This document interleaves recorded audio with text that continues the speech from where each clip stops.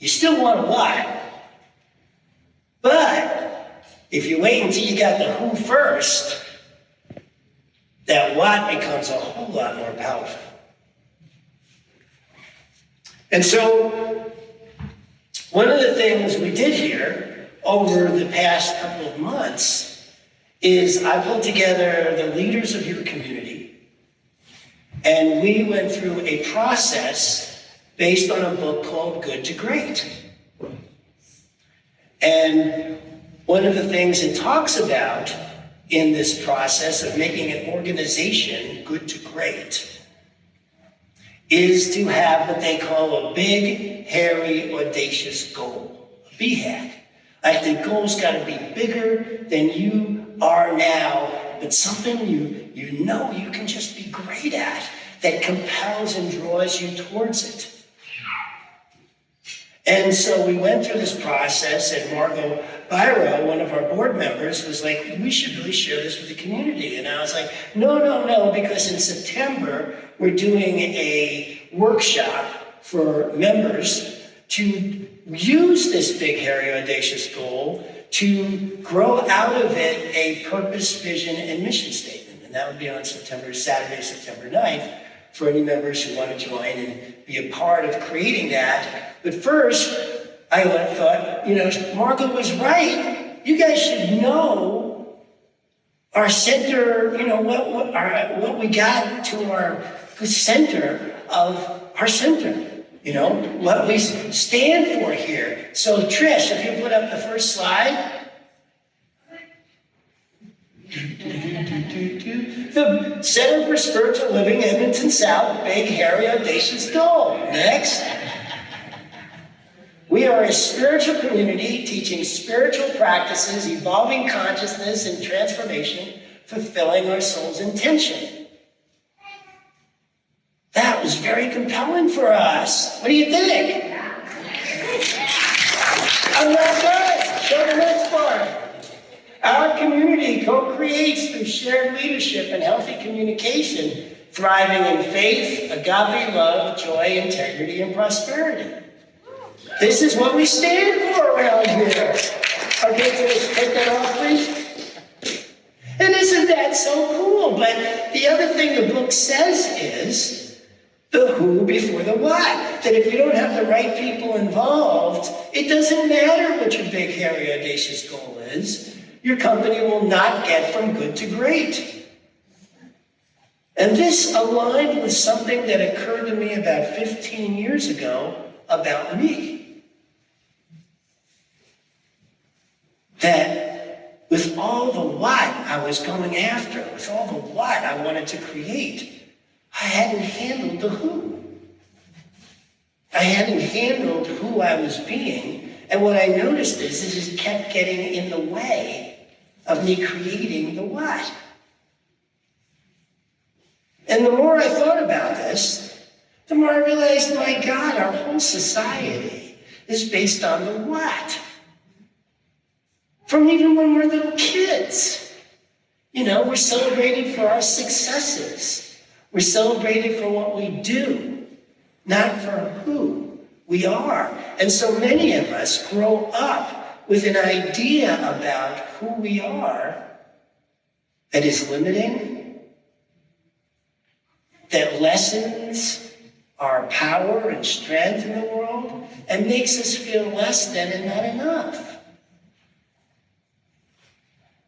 And maybe those things happen because we didn't achieve the what, but I can tell you with absolute certainty that if you don't have the who in place, even if you achieve the what, it won't feel right. And maybe you've experienced that. I know that I have. One of my goals, I'm sure I've shared this already, was, I thought as a kid that if only I had the financial freedom to do whatever I wanted, whenever I wanted, then I'd be happy. And sure enough, I got this, I got in a position where I made a ton of money. And then when I left that job, I sold that business actually. I had so much money, I could get on a plane and fly anywhere I wanted around the world. I could buy a house anywhere I wanted. I could do this and do all this. And I found myself in one of the most beautiful spots in the United States, crying my eyes out as to how miserable I was after having achieved what I thought would give me happiness. And so that began a process of looking to discover the who. But I was looking through my high school yearbook this morning and all those, voting things that happened in high school, because this goes on as kids too. And it was who's more, best likely to succeed, right? I don't know if you had this in your high school, but where they do those kind of vote things, who is most talented, none of them were about the who. And so Elizabeth gets up here, and she's going, what I want you to think about is I am spirit. I am love, right? We have Ernest Holmes' identity prayer, which is all about identity. I know that within myself there is that life, which is perfect, complete, divine. Man, if we really walked around feeling that way about ourselves. But do we? Not mostly. Mostly we're caught up in the what. Mostly we get caught up in this is the result we want. And we forget. I forget. It happens to me too, right? I'm not up here saying I'm some expert at this, though I do feel I've made some advances. One of the things I've started to recognize, and this is an aside, I used to think that enlightenment was a switch. That you were either enlightened or you weren't. And what I've started to realize, now that I have this morning ritual that brings me to this place of realization that is unbelievable. I mean, I used to have to take acid to get there. And now it just happens like almost every morning, right? And then that carries with me a little bit throughout the day. I don't stay in that place that I reach in my meditation all day, but some of it sticks with me. And so I'm now starting to notice there's actually all these degrees to realization, and that the more degrees I got, the less my suffering. The more degrees of realization you got, the less your suffering. That's just how it works. And that's an aside. It's really kind of off point. The point of this is who you are being. And that's not so easy, or at least it hasn't been for me, to always recognize, to always be able to see this is who I'm being in this. Because sometimes whatever the other person's doing can be very enticing to be look at who they're being instead of who I'm being. I read something in one of my Zen meditations, which I do now every single morning, that said, the student is the one that's uncomfortable. And as your spiritual leader, my ego can certainly get in the way of that particular one. Right? What do you mean? I'm the teacher. But I looked at that, and it came at a perfect day because I was having a coffee date with somebody, and I want to remind you guys who have not taken the opportunity to meet with me in Second Cup so that we can get to know each other better, that it's a really good idea, and the people who have done it have had a really good time doing it, and I have a really good time doing it. And so please take advantage of getting together with me when you can, to call up this place, and we'll go over there, and we'll sit down, and we'll talk. Right? And so I had this, but this particular meeting was about because somebody had done something that was upsetting to me. And that particular morning was when I read this thing that said the student is the one that's uncomfortable. And so I was like, oh, so here I was about to go and do this whole thing about making a stand about what's right and how this thing would have happened. And instead I'm going, oh, the student's the one that's uncomfortable. Oh, jeez. So I started looking at that and going, okay, who do I want to be here in this meeting? And I said, well, I want to be curious. I want to be open-hearted. That's who I want to be. Open to how things go.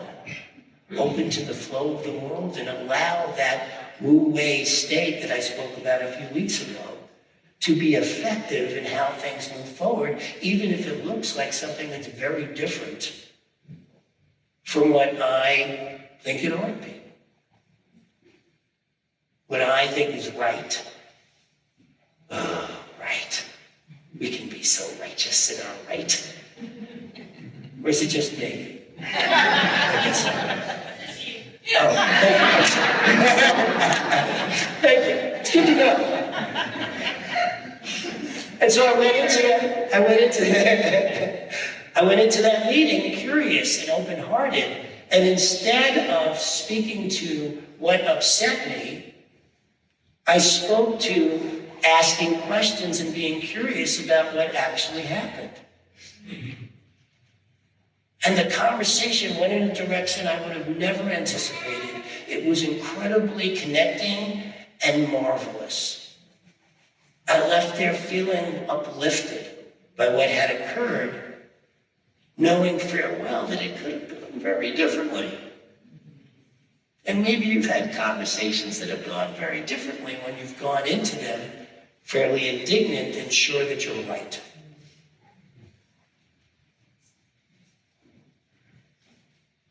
And so that's the possibility here when we check on who before the what. But the what can turn out to be something really extraordinary. And so I've spoken to you guys about spending time in a cabin in the woods. It was after my third divorce. Didn't have a job, didn't have any money in the bank. I was feeling really down on myself. And I thought, since I have this time in the woods, this is a really good time to get to know what am I really thinking of myself that's then creating the what that keeps happening over and over and over again in my life. And one of the things I thought about was, I've always thought of myself as a pretty bright guy. And yet, my ability to navigate in life and up to that point was difficult. Getting along with people was difficult. Holding a job was difficult. And so I wondered about that. And I just started listening to the things, the subtle things that would pop into my head and my heart about me. And one of the first things that popped up that I noticed was I called myself a procrastinator a lot. And I thought, that's not being very nice to me. Just because that I have taken that on, that others thought of me that way. Others thought of me as a procrastinator, my parents certainly, and then other people in the world. And so I took that on as who I identified myself with, as somebody who had to be forced. I had to force myself to do stuff, thinking that left to my own devices, I wouldn't. And I said, wait a minute, this really can't be true. This really can't be true, given that I'm a powerful, creative, spiritual being, but somehow I haven't brought that into who I am. Instead, what I was owning was I'm a procrastinator. And so it's looking at the actualities of my life. What did I have actually done? And what I noticed is mostly I delivered on time, usually in the 11th hour. And so that's why people called it procrastinating, but I delivered on time. And so I thought, since I was a person who delivered on time, and I was productive, because up to that point I'd already written, well over 100 songs in my life, recorded, at least 50 of them. Wasn't like I'd already made so much money I could fly around the world if I wanted to. I had 2 businesses where I did very well that way. And so it wasn't that I wasn't productive, and it wasn't that I didn't deliver on time. It was the way I was holding myself. So I started this process of every single time I heard myself calling myself a procrastinator, which was way more often than I even realized until I started looking for it. I'd remind myself, no, I am a productive person who delivers on time. What's it matter when I do it? And that shift was the beginning of many other shifts, like time is on my side. Instead of holding the times against me and I'm rushing and I'm late all the time, I started, every time I go, oh no, I'm running late, I go, no, time is on my side. And so it became this way of seeing myself as somebody who worked with life. I noticed that a lot of times I would say things like, me against the world, or I'm fighting, or I'm struggling, right? How many times have you said to yourself, I'm struggling with this, right? If you're struggling, you're hurting yourself in a way that you don't need to be, and you're better than that. I know I am, so now every time, and I haven't used the word I'm struggling in ages, but when I used to, I'd go, no, I'm working towards my highest and best. However that's going to look. One of my first talks here was perspective is everything. And really, every week, what I'm doing is bringing you another way of the exact same idea. And it's an important one, because we want a big, hairy, audacious goal. No, I don't need you to bring it back up. I'm just pointing this way to remind you guys there was one up there. We want the what, but if it comes before we get clear on the who, if you have an I'm not good enough going on that's deep in you and shows up in some insidious ways in which may be subtle that you might not notice, right? If that's going on for you, then it can feel like when somebody says something that feels disrespectful, that you can actually be disrespected.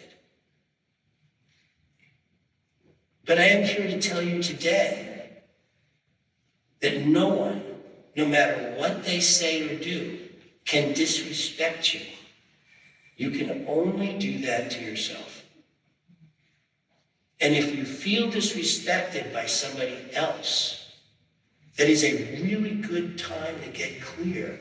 Oh, I haven't fully embodied my own respect for me.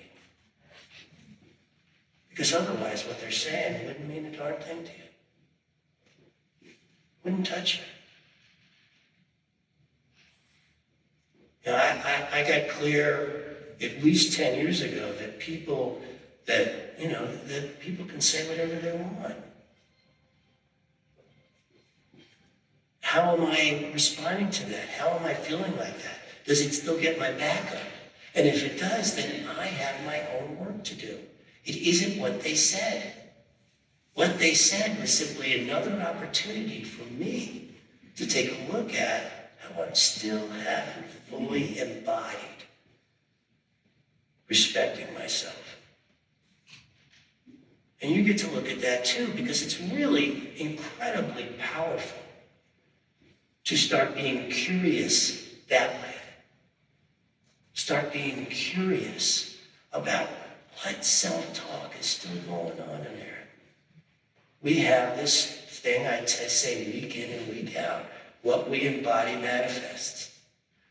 So, how many of you have taken the advantage of the fact that there are practitioners who line up here and you come and ask them for treatment? Raise your hand if you've taken advantage of that. Excellent, a ton of you. All right. How many of you, when you have asked them for treatment, have asked them for treatment about who you are being? A couple of you. That's not to make you wrong, that's just to notice. Right? Because that's how it's been ingrained in us since we were kids. To go from, please treat for me to be successful at this business. Please treat for me for this health. Please treat for me for this car. Please treat for me for the money to do da-da-da-da-da-da-da. And those things, they actually, I can tell you from my own personal experience, come way easier as we keep shifting into that place of knowing. So Ash and I, we were looking at our finances the other day and thinking, oh, we didn't really have all the money we wanted to get done, all the things we wanted to get done right now. And I thought to myself, wow, what a great reminder that I still haven't embodied prosperity as who I am.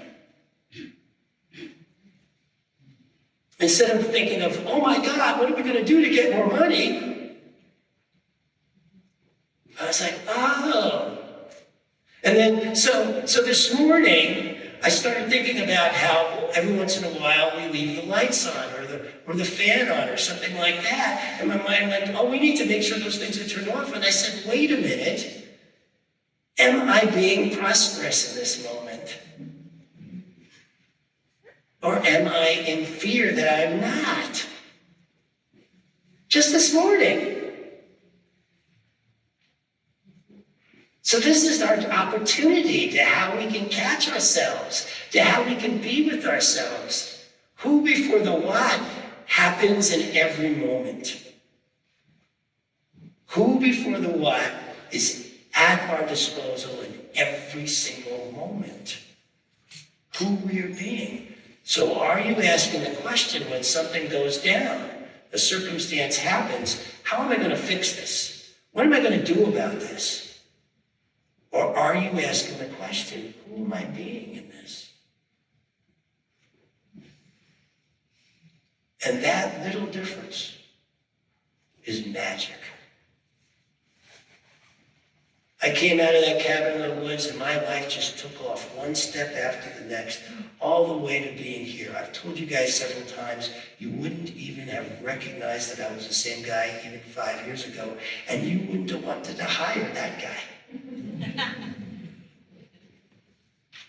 So my what of being with a community that I love and feel loved by, that I feel is thriving and prospering, came about through my who.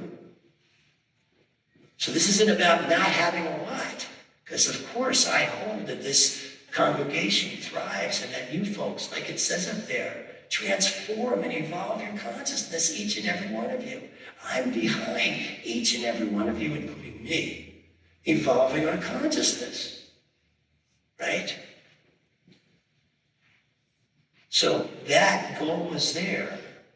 And the best way to make sure that happens is by asking yourself in each and every moment, who am I being now? Who am I being? If you're uncomfortable, you're the student. If you're angry, you're the student. I don't care how righteous you think you are about what you want to share with that other person who did whatever it is they did, and to make sure they never do it again. But the real lesson here is who are you being, that it can impact you that way. And in that, we do transform. And in that, we change the world. Thank you. I love you.